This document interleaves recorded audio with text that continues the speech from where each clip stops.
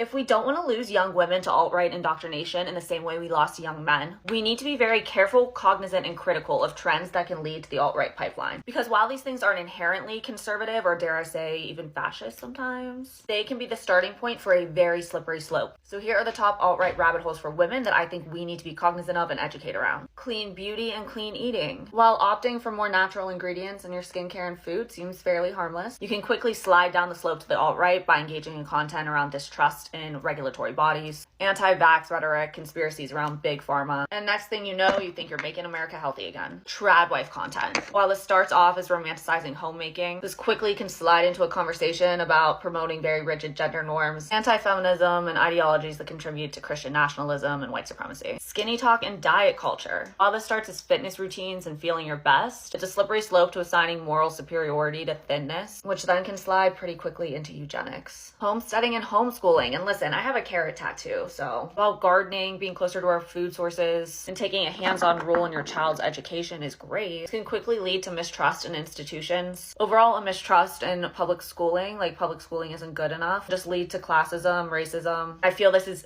extra important because of the attacks on the Department of Education right now. This problem is just going to get worse. New age spirituality, tarot, crystals, all that kind of stuff. Make sure the people selling you your crystals I'm passionate about this. Make sure the people selling you your crystals aren't QAnon people. Once I spent like $200 in a crystal store, and then I went home and looked at the shop and realized that she was like a Great Awakening weirdo. This is all anti-Semitic conspiracy whack job bullshit, and it's rampant in the spirituality space. There's a lot more. I could do this all day, but last one, soft life living and like feminine energy. While there's some important conversations here around rejecting hustle culture and rest, this quickly leads to ideas about women needing to submit to their husband, back to these really traditional gender roles. And before you get all mad at my comments, like I said, enjoying and engaging in these things aren't inherently like conservative or alt-right. I mean, some of them kind of are, but you know, we need to be cognizant of how these can open doorways to rabbit holes. And once the algorithm kind of attaches on to you, it's slowly going to feed you more and more intense and more extremist rhetoric and ideology. It is imperative we educate young women around this.